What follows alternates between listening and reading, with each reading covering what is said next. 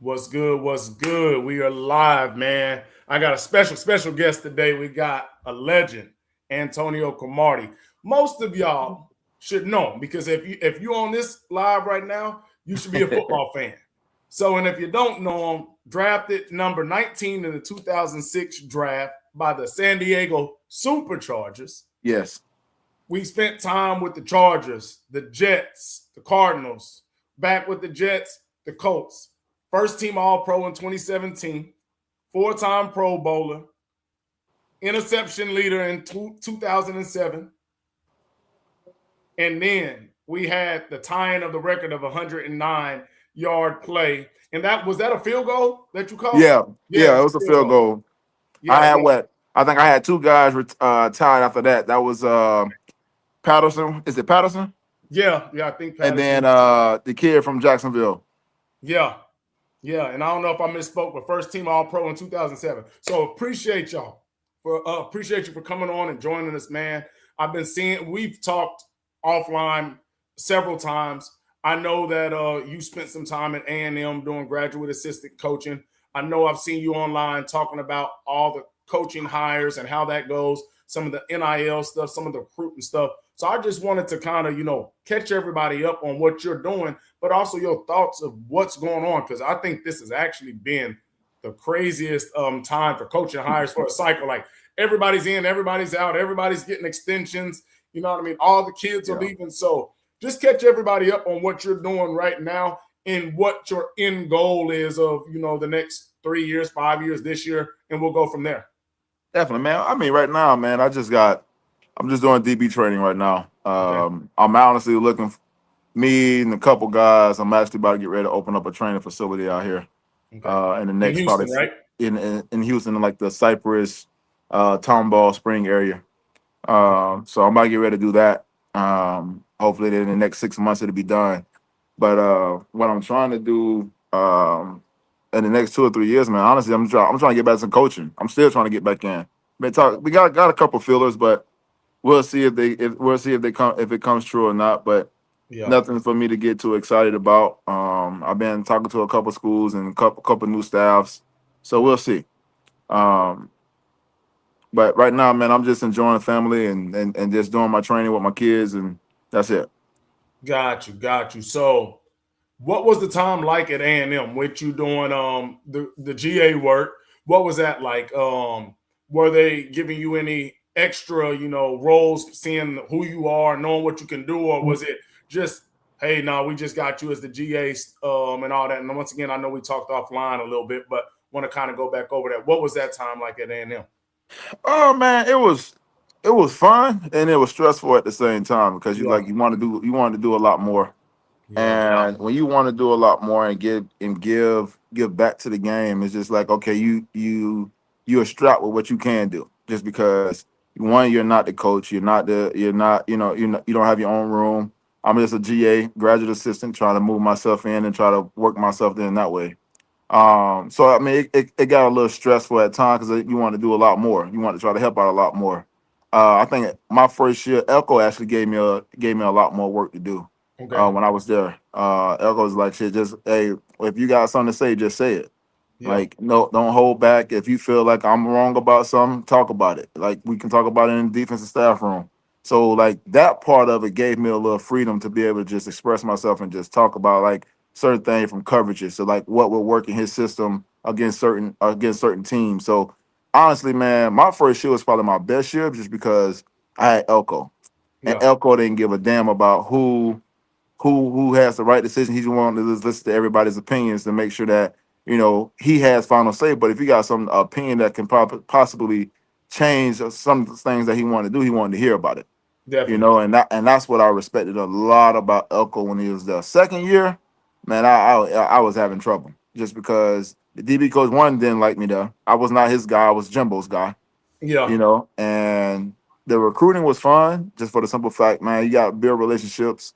Throughout that time, I mean, you had guys from Denver Harris to Bryce Anderson, um, to who else do we have? Smoke Bowie and all those guys, in that 2022 class when they came in. But just building relationships within it with Jalen Jones, Antonio Johnson, Damani Richardson, Tyree Chappelle, uh, who else? Who else? Bobby Taylor Jr. and all them. I mean, it's just a point of just like when you build those relationships with those kids, Mm-hmm. it's for me, it was more important to like let them understand what it takes to get to the next level. Everybody wants to get to the next level, but nobody knows how to get to it. Yeah. And when you're a former player, being a coach, and you're trying to assert yourself in and show people that you can coach, and they can see that you can coach, they get intimidated, Yeah. right? And then they tell you, "Hey, well, I don't want you with the kids doing this, or that you can't take them out extra after this." Yeah. So it's like you get put on a leash, and then you got to sneak and go try to do stuff. So Yeah. it's just like that. That part of it is it's a part that was hard at A&M. 100%. And Yeah. what about like the relationship with the kids, right? That's what you're talking about. Like, were they Oh picking your man. brain all the time about, hey, not only on the field play, but asking you what it was like playing in the league? Well, this is what I try to tell people all the time, and when I talk to the kids, and like I still talk to them to this day. Jalen Jones, Tyree Chappelle, Damani, Antonio Johnson, all those guys that was there. I still talk to them to this day. So the biggest thing I always try to tell them is like, you guys got to understand when you guys get to this next level, how to move and how to operate yourself. I Yeah. said, because you're gonna have a lot of people pulling. And I said, honestly, I tell people, sure, your family might be your worst enemy when it comes to it, because they think you signed for $3 million. You got a $3 million contract. That's all they see is 3 million. You're a millionaire. They're Yeah. not knowing that the taxes that you gotta go pay. You got to pay 39% state. I mean, say government tax. And if you're in another like a state in California, you're paying 13.5% on top of that. Then if you got an agent, you paying between 1 to 3% on that. You Yeah. know what I'm saying? So it's like in And you California, still you're gotta gonna lose. live. I You, still gotta live my you still life. gotta live your life. So those are the things I try to put to them more so them the football part. The football part was easy, but Yeah. the life aspect of how to handle certain things and how to move and how to do certain things in a way where you're not losing your mind. Like I told them when I first met them, I said, "Man, have y'all ever had a coach that lost $13 million?" Man, they like I might not have had a coach that made $13 million. So I lost all my money my first year. I made my first contract. Yeah. Run it all, just being dumb. 22 years old, just being dumb. Uh, didn't really have no financial literacy, no none of that. Nobody that actually helped God tell me how to put my money away, do all kind of stuff. Just being dumb. And fortunately, I was able to get second, third, fourth, and a field contract. Yeah. But a lot of people don't get the opportunity. Facts. So that's the things I try to express to them. And like I always tell them, man, football is temporary, but our relationship, our friendship, my mentorship to you guys is for a lifetime. And that's what I always go by. That's with recruiting. That's with anything. Like this is bigger than football. It's more than just football. It's a family atmosphere, and it's a brotherhood that you try to create with those guys and make them understand that they are more than just football players. 100%. I think that's the biggest thing that a lot of guys lack when going from the college to the league or even becoming a guy in the league is that true mentorship. I feel like a lot of guys in the locker room in the league, right, or see a young bull doing something wrong and be like, well, that ain't my problem. Or I made my mistakes and I'm here on contract 3, 4, 5. Well, he Yeah, ain't gonna make it till 3, 4, 5. Like, snatch him up before he yeah, get there. And if he don't want it, you can at least say, hey, I tried to help. But a yeah. lot of I had some great guys. yeah, I just didn't listen. yeah. But I but was to there. their I credit, was right? there. They tried. They I tried. was that I was that Florida boy that didn't want to listen. It was like, hey, I hear y'all, but man, I'm good. Yeah. So You when you know, have that, so what were some of the things that they were telling you that you then look back after you say you lost 13 million? You're like, dang, if I would have listened to this or that, I would be good right now. Like, what was one of well, those you things gotta that think, sticking man. out? I had OGs like LT, Yep. Jammer, um, Hmm. those Terrence Kill, God rest his soul. Um, those Clint Hart, Marlon McCree, veteran guys. Yeah. Steve Foley, Randall Godfrey, Keenan McCardell. Like I had guys that was in my ear like Kroger, like, bro, you gotta gotta slow down with what you're doing. You know what I'm saying? It's Yeah. just telling me to slow down. Hey, look, put your money up, do this. Uh, hey, I want you to meet with I want you to meet with my guy for you to understand how to take care of your money the right way. I know you got a guy, but he ain't helping you. He ain't telling you no. I'm Yeah. like, nah, I'm good, But you look back on it, you're like, damn, man, if I would have just took the time to just sit down and understood exactly what they were trying to give me, Yeah. I'll be $13 million richer. It probably Yeah. even more because that money Oh, that money is compound. It's compounded over the years. So it's just like, damn, if I would have did this differently, I could have had this, and this. But you live and you learn, and I end up going through my third financial advisor, and yeah. he's the one that actually helped me Yeah. how to put my money away, how to do this, put it in stocks, put it in this. Hey, think about real estate, think about this, think about certain things outside of just putting your money in stocks and stuff, because the market is always going to be what it's going to be, but we can make a lot more money if you don't understand how to invest in other things. So it was Mhm. just trying to create to me to diversify my portfolio and understand how to do it. Got you. So you said number three is what kind of got you there. What were the first two doing, right? Because they were saying your guy's not telling you no. Were they just saying simply put it in the bank, didn't care what you were spending? What was Man, going on with the first two guys? man, I can go out there and go spend $80,000 and they won't say nothing. Yeah. Right? I can go pull 150K out of my account and they won't say nothing. Yeah. I'll go spend $275,000 on a weekend with jewelry and everything on Super Bowl weekend, and they won't go say nothing. Yeah. That's the part of it, like that. Like, damn, like when you look back, I'm like, man, they ain't tell me no, they ain't say nothing. Yeah. But I started to realize when I got the third agent, he had a kid, and the kid wanted to show out in front of a chick. Won't say the kid's name. Wanted to show out in front of a chick. Want to go buy $120,000 car, Porsche. Yeah. And the financial advisor's like, nah, you're not spending it. Told the kid straight up, nah, I'm not spending it. I'm in the office because I'm having my my term meeting. Yeah. My third term meeting.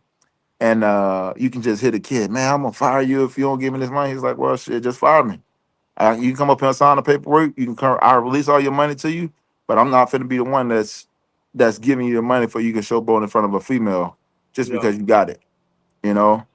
And hearing him and just hearing how he move, it kind of like, okay, I know if something about to ask me something, I'm gonna send them to him for he can tell him no. I ain't gotta say no. I'm gonna let him tell them no. And Yeah. that's the thing I learned too. Let somebody else tell them no, Yeah. right? And you got to learn no, because no gonna be the hardest thing when it comes to family. 100%, So 100%. Because you think about that relationship, how they gonna feel about me. They know I got 13, and they asking for five. How you ain't got 5,000? I know. Shoot, you just spent 275. But once again, I think that's the thing that I try to teach all my young athletes the most when it comes to now with the money is it don't matter if it's mama, daddy, granny, whoever. No means no, and that don't mean you can't help somebody. You might. The best thing my guy Chris Harris Jr. told me when he first got to the league before we did. He said, "Hey man, my financial advisor told me, hey, you get X amount of money a year. It might be $100,000 to help people. So mhm. let's just say you gave Mama $100,000 for to redo her house. Well, that money gone for the whole year. Oh yeah. So that's So what I learned if too. you, So I learned yeah, that too.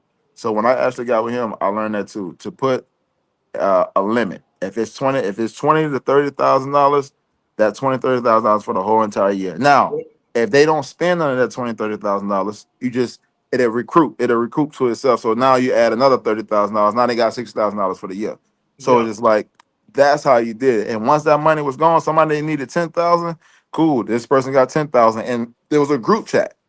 yeah, There's a group chat. You create, hey, what's the name want $10,000? They had to discuss it. It wasn't for me to discuss, yeah, right? So it's just like those are the things that you got to do when you get your money. Like, bro, don't go broke trying to please people, because boy, the hardest thing to do is trying to please somebody. They'll yeah, never be pleased. They'll never be 100%. happy. They always gonna come back like I only need it one time. If you needed Uh, it one time, you're gonna need it another time and another time and another time. And the craziest 100%. thing is, I could have gave it to you 10 when I told you no on the 11th. Now I'm the bad person. So they're going to be mad regardless. So just let them be mad on the first one and save yourself time, Yep. energy, and money. Yep. So 100%. what was, and we'll get back to the coaching stuff, but on that first contract, what was the biggest thing that you bought? Like, you was just like, when you think back, you're like, dang, why I spend all that money on that? I know you said you spent $275 on a weekend, Super Bowl weekend, but was that the biggest splurge you had, or did you buy something bigger? No, Obviously, that was my biggest splurge. okay. Cause Because like I said, I don't want to put the house in there. A house is just a house. I paid for my mom's house. My mom was actually renting a house. Okay. And she wanted that house. Yeah. So the house was 110,000. So I was like, all right, cool, here. Yeah.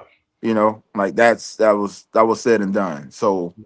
that part of it that's the easy part. But the biggest money I blown was 275,000.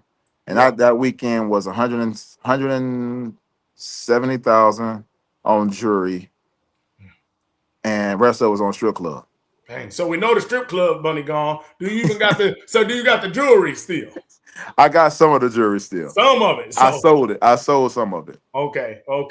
Got you. Well, let's get back over to like the football stuff and the coaching, right? Like I said, we know in the coaching world, and just in business in general, but in the coaching world, it's buddy. We know Oh, guys that literally will get their homeboy to come coach the running backs, and their homeboy might not have played ball, can't write the X's and O's, and this and that. But meanwhile, a guy like you said, you were 38, 39, after having your career that you did in the NFL, the knowledge, right? You were already training guys, come and be a GA. Like, how does that like kind of like sit with you and even other guys that have wanted to get into coaching that are like, bro, I'm one of the best to ever do it, and I got a GA, and you got old dude that can't. And once again, I'm not talking about a good coach, but we're talking about you got old boy that can't get on the board when we in the meetings. He got a full-time job. How does that sit with you? brother, you know how many guys it is like that? But it's not No, just college though, it's the NFL too. 100%. That's I've the seen it. thing. And honestly, man, you just gotta sometimes you just gotta stay in your lane, you express yourself and talk to people that's in your circle. Yeah, Outside of that, you don't talk to nobody else because you know the people that's in your circle ain't gonna say too much. yeah, You talk to somebody there at the facilities or something like that, they're gonna go behind your back and they're gonna tell, hey man, this dude talking about you, he's saying this, you don't deserve that. But for me, man, honestly, I just try to sit back and learn. mm-hmm. And I'm a big observer, so I just like to sit back and observe people, and I like to see how they move. I like to see what they do. And when you sit back and watch people, boy, it tells you a lot about a lot of people. Yeah, It tells you a lot when you can just sit back, you take your notes, you know what you gonna do. You do your do's and your don'ts. That was my biggest things in staff meetings, man. I just sat back and I just watched people and listened to people talk, and I wrote notes down, and I wrote down on my do's and your don'ts, and something I'll never do. Um, I'm not in this business for friendship. That's what I try to tell people. I'm yeah, not in this business for friendship. I'm in this business for winning and mentoring. That's it. I'm mentoring. I'm in this business for winning. I think that's the most important thing in it. At the end of the day, the only thing that determines if you're gonna have a job or not is wins and losses and how you recruit, exactly. especially from a college standpoint. It's all about wins and losses and how and can you recruit and develop the guys and get them into the NFL. How many Yeah, guys can get in the NFL every single year from your room to the other room to the other room to the other room? That's all it's about. It's development and everything else. And what you see now in college football, man, you don't got a lot of guys that know how to develop talent, yeah, right? Their whole thing now is I want instant gratification. Some of these kids too. Coaches want it too. Coaches want instant gratification. That's why you see so many guys in the portal. That's why you see a lot of ask the kids to leave because they don't want to develop the kid because they rather go find a kid that's already developed in the portal and has experience and everything else. Like I always tell people, if you bring guys in, what kind of culture are you really building? mm-hmm. What kind of standard are you setting when you bring in portal guys that don't understand the standard at that school? See, half of the coaches don't even understand the standard at that school. When a Yeah, standard is built, a standard don't have to ever be explained. yeah, When you got to explain a standard, you don't have a standard. yeah. You feel that. You see that. You You see it. like You you see just it see it. day You in. You feel it. see it day in and day out. You see it from the meeting rooms. You see the way the coaches carry themselves. You see how they approach games. You see how they approach practice. You see how they approach meetings. A standard is a standard. You don't have to explain a standard. Yeah. No, fact. And it's kind of funny because when you talk about you don't gotta explain it, you can just take this back to school. Think about being in elementary or high school. You know that one teacher when you're in ninth grade and you go to Hey, bro. 10th Hey, grade, bro. Hey, 11th hey, grade, you already know. When hey, you hey, see bro. him walk Hey, past their hey, class, you like, I ain't playing in there. I already hey. know, buddy ain't. I'm going to the front of that class. Hey, bro. She ain't Yeah, finna but then get you me. know the people that you Yeah. can get away with. But like I said, Yeah. and I think that's the thing is with this portal stuff, right? And there's guys flipping full rosters year after year after year, and I that's don't. from the D1 double A's to the D1s. Yep. Everybody, right? You got now schools that are saying we're not ever going to have anybody but a transfer quarterback, right? Oregon's been just running the transfer quarterback Miami. play. Miami's running that play. How hard is it as a coach to try to develop guys when you know potentially 70% of your room could leave year after year after year? Like what Well, what what goes into that? And I know that you had a little stint with it and didn't get your own room like we talked about. But what do mhm. you think goes in that when you're like, bro, every year I'm trying to build the relationship and develop the kid, they're gone. Yeah, man. I'll give you a kid. He was at A&M, transferred to Missouri. Okay. I had a great relationship with the kid. Kid would come to me like, Coach, man, how I'm supposed to begin developing? They ain't even helping me. And I don't think I can tell him is, man, look, let's me and you work. Let's do what we got to do. Let's work on it. Work on whatever you want to work on. Because he was a quarterback in high school playing DB. He was just an athlete, Yeah. right? And brought him in. It was just new to him. Everything was new to him. How to come out his break, how to do certain things. So he was a project. Yeah. The next year he goes to Missouri, he's basically starting. Hmm. But you look at it like it's if you take time for kids to actually develop kids, actually build relationships, and understand the process. Like, yeah, he may want to leave after the fact, but you did your job, Yeah. right? Because you know the opportunity wasn't going to be there for him, and he felt like the opportunity wasn't going to be there for him. As long as you're truthful with the kids, bro, the kids will respect you more, Yep. and the kids will understand that they're not why the reason why they're not playing. Yeah. Right, and I think that's the biggest thing that we're missing in this whole persona. People don't like to tell the truth, Yeah. right? You don't want to hold the standard of the truth of when you're talking to kids. Only a few coaches do it. Yeah. Only a few, and those teams are winning. Yeah. They're in the playoffs every single year. That's all I'm gonna say. And Yeah. the playoff, there's a standard that they have, and they don't care who. They don't care. They're gonna stand by it, whether you be there or not. They're gonna stand by that standard. And I think when you understand that your room is gonna flip, and you try to figure out what's gonna flip and how it's gonna flip, you understand the process of how to recruit and what to look for. Right. Yeah. I think when you understand that part of it, that's the part of it. It makes it a little bit easier for when guys go into the portal. You understand what you're already looking for, Yeah. right? And you want to, like I tell people all the time, why you get mad at the kids? Because the kids want to get in the portal. Mhm. Y'all get mad at the kids going in the portal, but y'all change coaches every year. Coaches are one foot in, 1 foot out the door as soon as they sign the contract. But Yep. y'all want to get mad at kids because they want to jump into the portal. It's not a point in jumping in the portal because it could be development. It could be they not promised something. You told them something that they was gonna have, and you promised them something, and now you're not holding up to that promise. Like I'll tell a kid, man, look, you come here, you got to work. Facts. You got to work, bro. I'm not giving you a job. So if you think you got a job, cool.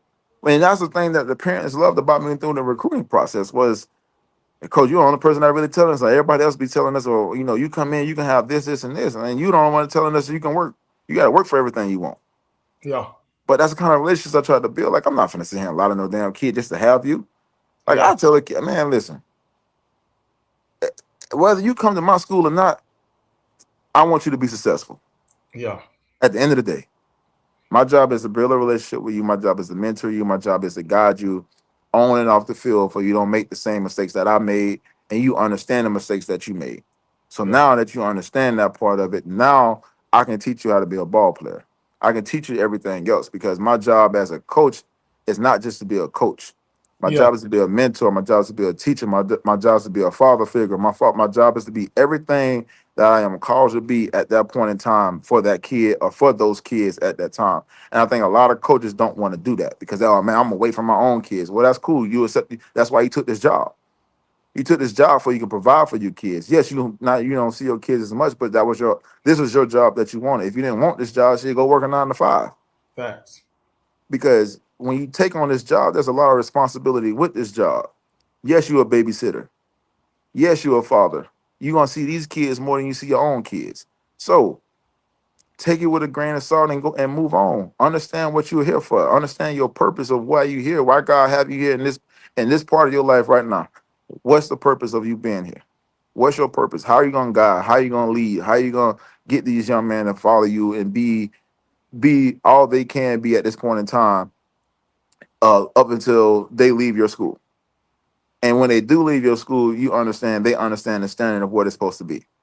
What's supposed to be what it's supposed to be a man, and as a ball player, as a future husband, as a son, as a nephew, as a cousin, as a brother, whatever it's gonna be. You set a standard for them, and now they have something for the rest of their life to go by. And not only that, they have a relationship with you that goes beyond just football. It's a life partnership. And that's the part of the game that we don't have, and that's what we're missing a lot of. That's why these kids jumping in the portal. People are like, oh, well, they jump in the portal because of money and they misguided. Yeah, they're misguided. But it's your job as a coach to guide them the right way. And a lot of coaches complain about it, but they're part of the reason why the kids are jumping in, because the lies. And then it's so funny because a coach will be like, man, these kids jumping in the portal for money. So let put it this way. So we'll use like a middle ground school, right? So it's so funny because everybody wants their cake and eat it too. So we'll use, let's say, a Kansas State, a Iowa State, a Virginia Tech. They're in the middle. Well, as soon as they seen the Boise State player do good or the D1 AA player do good, Virginia Tech got more money than them, so they took them. But then they mad because Alabama take their players. It's like y'all just took it's a double standard. Else, and then mad, like well, y'all doing it too. So or they get mad with the players that leave because they get mad with the players that coach because they fire their coach and then the players start to leave because there was only a reason it was there is because of that one coach. Yeah, you can't get mad at that. Exactly. You getting mad because the kid is leaving because the guy that he put a lot of trust in and that he had a lot of faith in and respected the most is gone. And now you're telling him he has to gain that same respect from somebody else. He has to work on getting respect from somebody else that he's already had the respect for somebody else for the last 2 years, 3 years of his career. And he stuck it out there this whole entire time. And now he decides to leave. Oh, now he's chasing money. No, he's not chasing money. He's chasing more development. Somebody that's developed him, somebody that's helped him grow to be a man, somebody that's helped him be understanding as a son, as a future father, whatever it may be. He understands that, and like, bro, he looking for a different outlook, and he wants that same thing, and he could possibly find it. Maybe that coach helps him. Who knows? But you can't get mad at the kid decided to leave because one of his coaches leave, because that happens. It's no different than why coaches bring a whole staff with them. They want comfort in guys that already have that respect for them and want to be there. There you go. If not, why would you fire all the coaches? Just you're a good coach, make everybody understand your standard and bring them up. No, you're going to bring in players. You're going to bring in coaches. When I was at KU, I played for 3 different coaches, head coaches at KU. Wow, 3 different head coaches. And my D coordinator and my receiver coach went on to be head coaches at KU as well. So I played for 5 of the head coaches at KU. And the biggest thing I understood was when you got new head coaches that would come in, they were bringing their guys with them. And they were already, before there was a transfer portal, they were trying to get the graduate guys that could go wherever and didn't have to sit out. And if you was a senior, it was like, oh, we rebuilding this anyway. So year 1 basically is a reset year for me, except for like the boys going to Bama where they just want to win, but everybody else kind of gets that reset year, right? So seniors, we're done with you unless you're almost a league guy, because I got to start developing for year 2 and 3, which they're going to count on me. So they act like these coaches aren't doing the same thing. And what I've always told people, and now Bama actually, because I know they said that their head coach was actually in the talks with Michigan, But before this, you had Alabama, Ohio State, Yep. Texas, Penn State, and Notre Dame. There's 5 coaches in all of college football that are not looking to leave every year. There's only 5 guys. Those 5 head coaches. Every position coach is looking for a better position job. They're trying to be a coordinator. If you're the coordinator at OU, you're trying to get to Ohio State. If you're Ohio State coordinator, you're trying to become a head coach. Like, everybody's trying to leave. And that's what I tell people all the time. You got to realize there's thousands of coaches, but only 5 guys aren't looking for another job every year. Thanks, man. Everybody is looking for a job every year that's better than theirs. Yeah, that's why I say they got 1 foot in, 1 foot out. And you can't have 1 foot in and 1 foot out. You talking about you promising these kids certain things and like, bro, just be like, look, man, look, I'm gonna tell y'all right now, look, I'm gonna be real with y'all. I ain't trying to be here longer than 2 years. Just tell them I ain't trying to be here longer than 2 years. I'm trying to go get a defensive coordinator job. If one opens, I'm telling y'all right now, I'm taking it.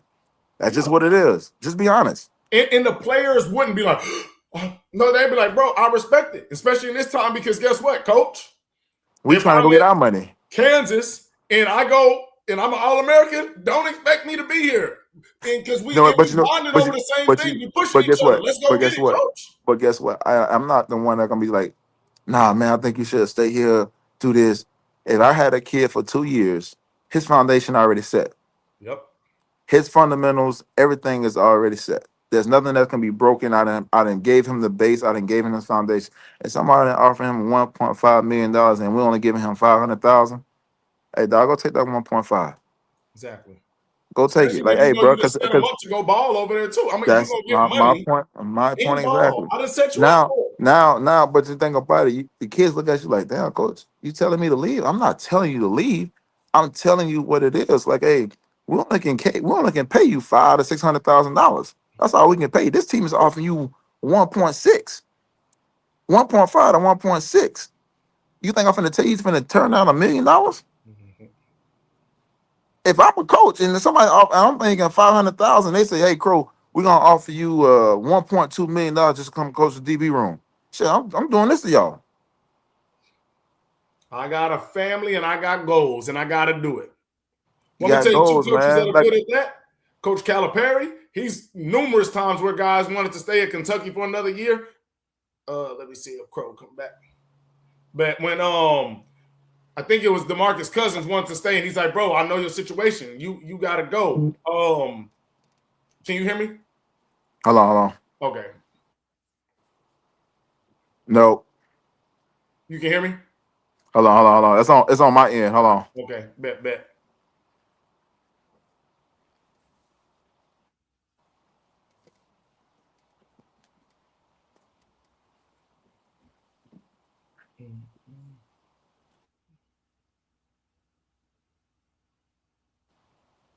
Can you hear me? I can hear you. Can you hear me? I can't hear you though. Hold on. I'm about to jump out and jump back. Yeah. I'm gonna see if he can jump out and then. Nah, I still can't hear you. Let me see. Can you hear me now? Can you hear me? All right. Okay, bet. So yeah, so I know Coach Calipari's done it. Oh, hold on, he done left. Y'all know Crow a little older than me. You know, once you start hitting a certain age now, those electronics start getting to you. Let me see. He texted me now, so we're gonna get back to it. Y'all give us about 20 seconds. Let's see what he say. Okay, bet he just re-entered. Bet, you good? Yeah, I'm good. Somebody called me, man. Oh, no, you good. I told him, I said, Crow older than me. I'm 36. I said, you hit a certain age now. Electronics start getting to you now. Man, listen, somebody had called me and I tried to hurry up and end this thing. But no, getting back to what we were saying, Coach Calipari's done it, and then we had another guy. I played football in Kansas. So, we got the Hoopers over there. A kid named Thomas Robinson. Basically, I think his mom passed. I believe that was the situation. He was taking care of his younger daughter. And Mm. Bill Self was, his younger sister. And Bill Self was basically like, hey, bro, you got to go off to the league, bro. Like, you can't stay at Kansas another year. He literally went at pick number 5 or 6. He was like, I would be doing you a disservice knowing that your relationship of what you got with your younger sister, the situation, and be like, yeah, come hoop for us again so we can be a little better. Like, no, That's bro, what. That's what. go. Take care of them kids. But think about this.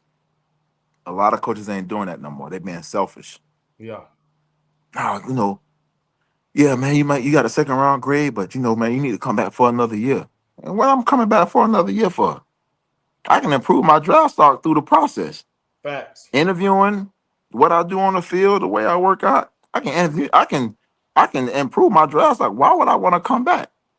100%. Like at the end of the day, like, oh man, we'll give you $4 million. Man, look, I can go make 20, I can go make 15. Yeah.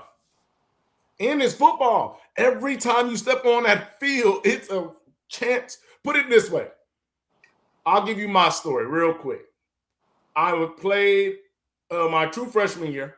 Yep. I started at corner, receiver, Yep. kick return, and punt return, right? Now I know. Right?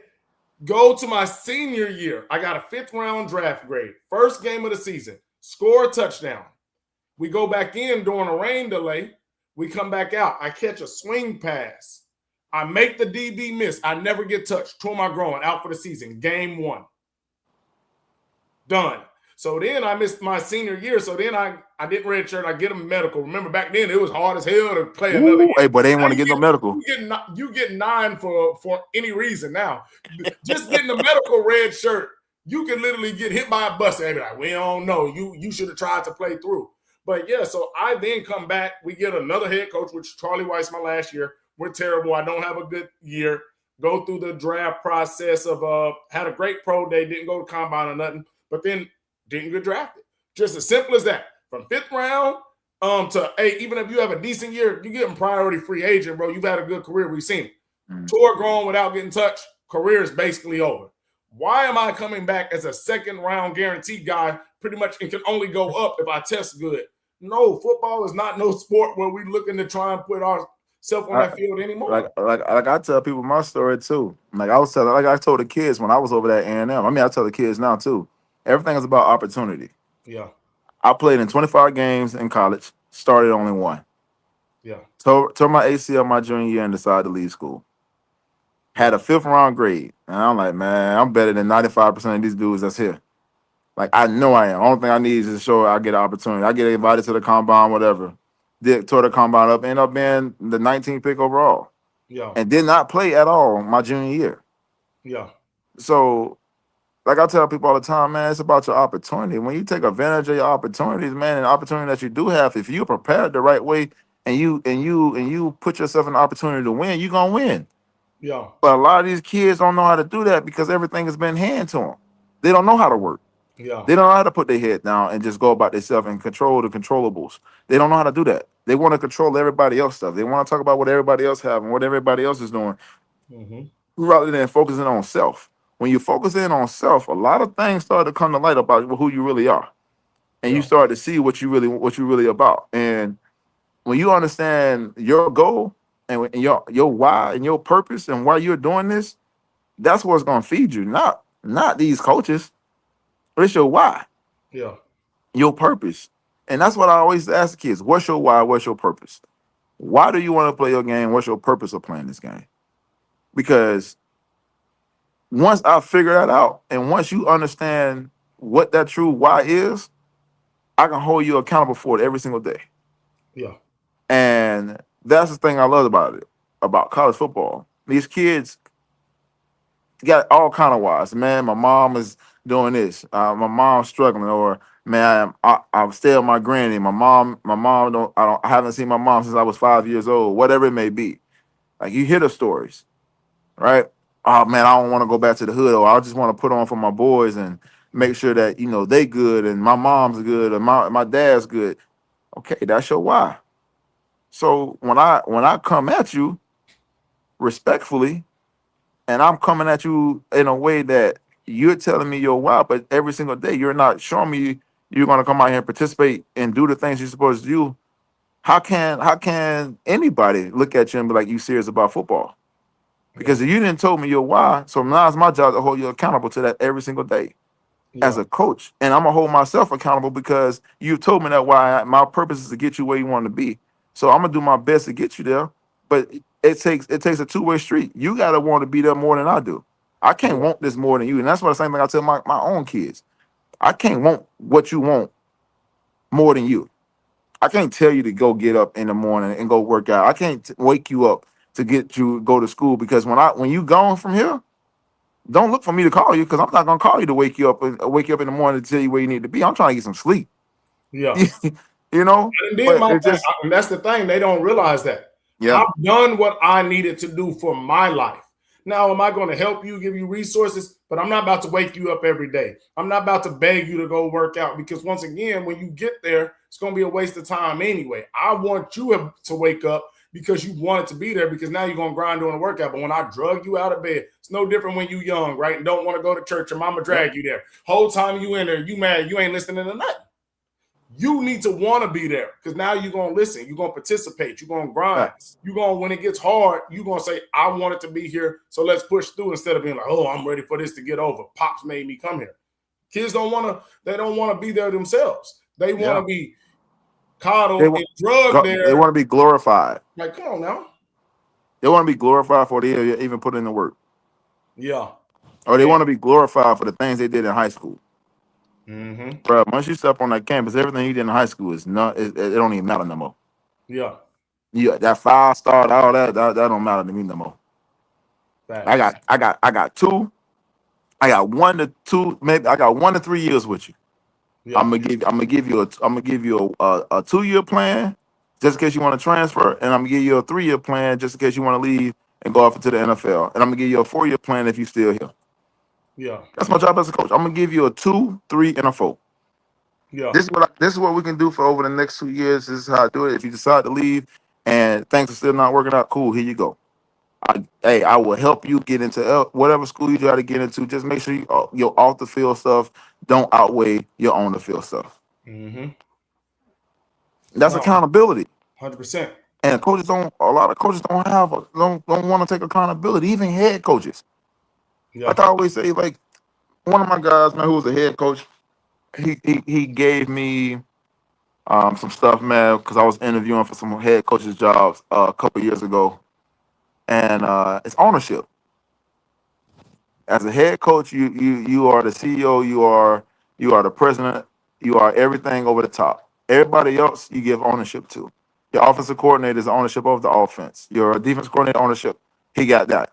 Then you scale off the defense coordinator, they gotta give ownership to the DB coaches and the other coaches and everybody else. Same thing with the offense coordinator. They have ownership of their room. Discipline goes through the position, goes to the defense coordinator, then to the head coach. But the head coach gotta know what's going on. There's ownership. We don't give ownership. Everybody wants to. Hold on, Crow. It's kind of going in and out right now. Let me see. Hold on. Let me Okay, see. you Hold on. good Yep, now. I did.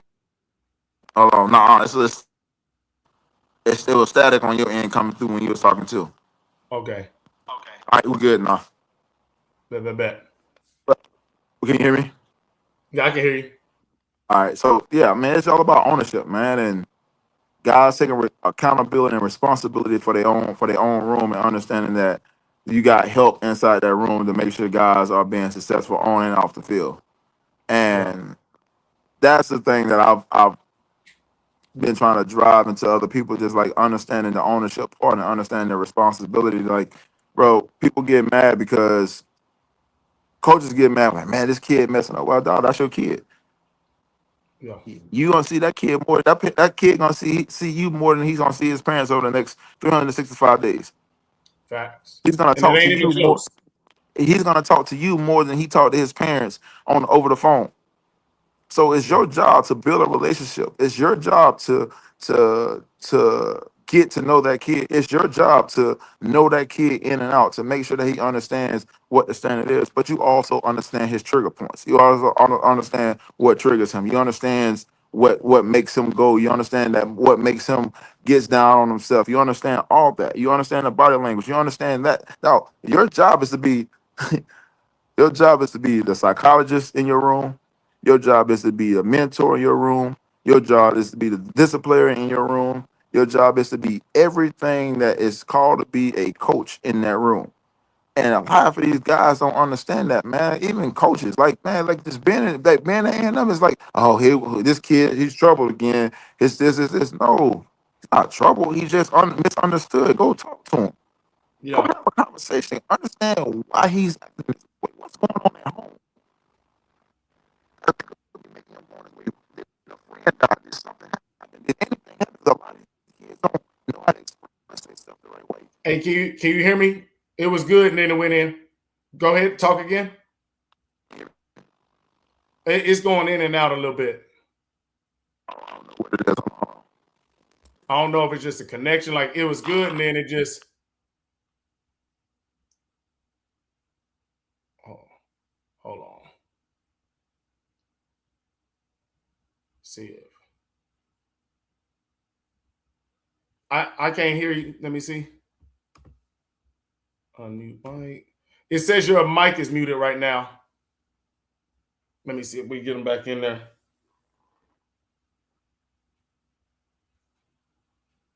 Let's see if you get on back in.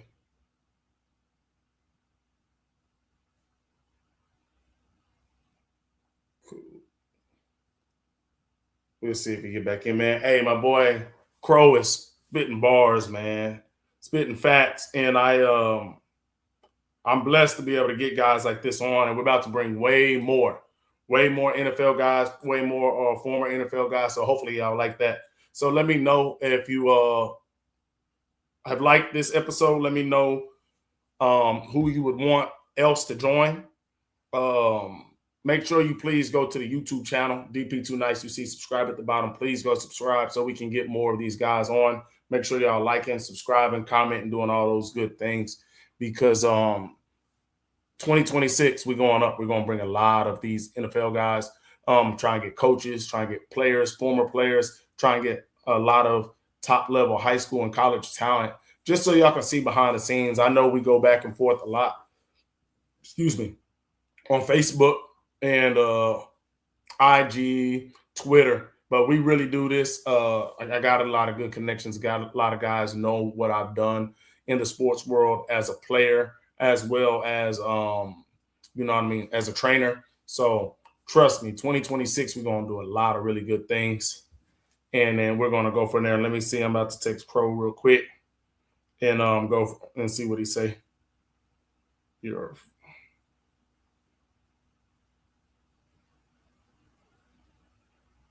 Let me see. We'll see what he say. But yeah, man, no, make sure y'all head over there, the DP2 Nice YouTube channel. Subscribe, man. We gonna get the more guys that we got. I mean, the more people we have subscribed, obviously it's gonna be easier for us to sell us getting on big name guys like Antonio Cromartie and some of the guys you want to see. It's all about us pushing the channel, all about us putting out good content, giving them a reason to want to come on. So I appreciate everybody that's been liking. Eric, I've been seeing you've been also commenting. And yeah, Izzo does a good job. Like all those blue blood coaches, they've done a great job because they're trying to get those guys in, not only get them educations, but they do have the one and dones, and they don't have a problem telling these kids, hey, you're a one and done guy.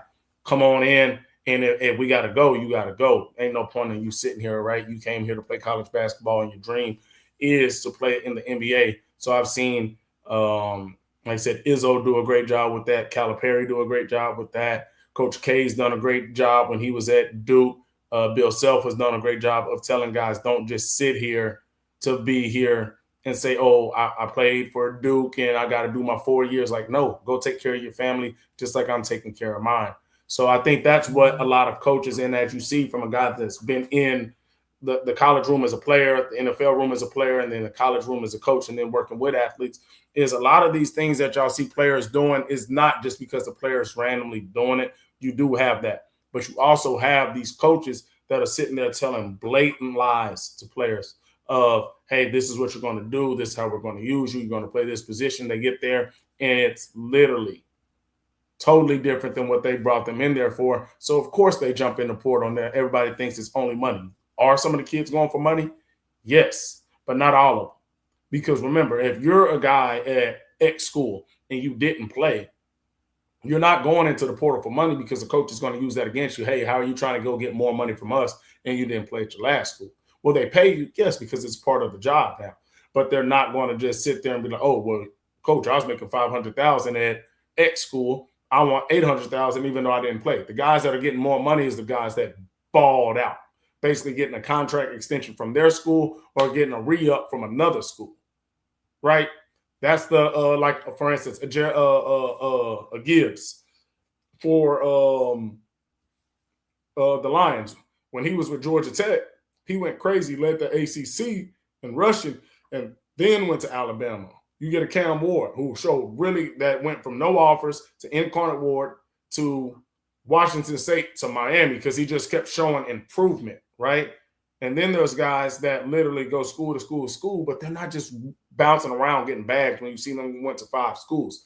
If they started at $500,000 a year, the next school probably would say, well, we got 400, 350 for you, maybe even 250 because you need us. You're trying to leave. Then they go to the next school. Now it's 150. Now the next school is 95. Now the next school, it might be down to 25,000 and a hope and a dream, right? Because that's what you got to realize is as these guys transfer, they're losing their ability to negotiate. They don't have the bargaining power that they do when they're at a school and they ball and they're fine with staying at their school. And once again, who's putting the money up? These other coaches are coming and saying, hey, DP, I know you work with that guy. Hey, whoever, I know you work with that guy. Tell them we'll pay him. We want him. A lot of the time, the player is fine being at the school because I just led, like, for instance, like, let's say Jahmyr Gibbs, just led the ACC in rushing. He probably wasn't just thinking, oh, I'm going to jump in the port. Somebody put a bug in his ear. Bama got that bag for you. Right? So think about it. The people complaining about the players leaving in the portal or the people that are getting players to jump in the portal after having great seasons, the big schools. But as soon as it happens to your guys at your school, it's a problem. So I think Crow's phone died, but he gave us 45 minutes worth of bars, and I appreciate him. I definitely let me know if y'all want me to have him back on for not only just obviously him talking about what he's done, but just a lot of these topics in general. Like I said, he's outspoken. He's going to speak his mind. You see, he's well-spoken. He's going to give gems. That's what we need. We need more guys that have done it at a high level that's not scared to keep it real. I'm not trying to bring anybody on here and make them lose their money, lose their job, or lose their spot. But I also like when guys are going to be able to keep it 100% real with what's going on in this college football landscape, in the NFL landscape, whatever it may be. And then I also want to get guys on here, like he was talking about some real life stuff. Like he asked his players, how many of y'all have had a coach that lost $13 million? Most of them probably haven't had a coach that made $13 million. Maybe the head coach, but the position coaches hadn't made it, depending on how long they had been at the school or what school they were at. But I can tell you the pitfalls and me not listening now that y'all are getting that NIL money. So when your parents or your homeboys or your financial advisor saying don't spend it, I'm telling you, I was you with more money and I lost it. So you can lose your $500,000 a year. So that's the biggest thing is if we get more guys like Crow to come on and drop those gems in those bars, it's over. It's only up. So 2026, just know I'm tapping in. I'm going to stay consistent on the pods, but please go to YouTube and like, subscribe, share, do all that. I appreciate y'all. We out, and I appreciate Crow. I'm going to tap in with him. I think his phone died, and we're going to go from there. But, man, make sure y'all head over there.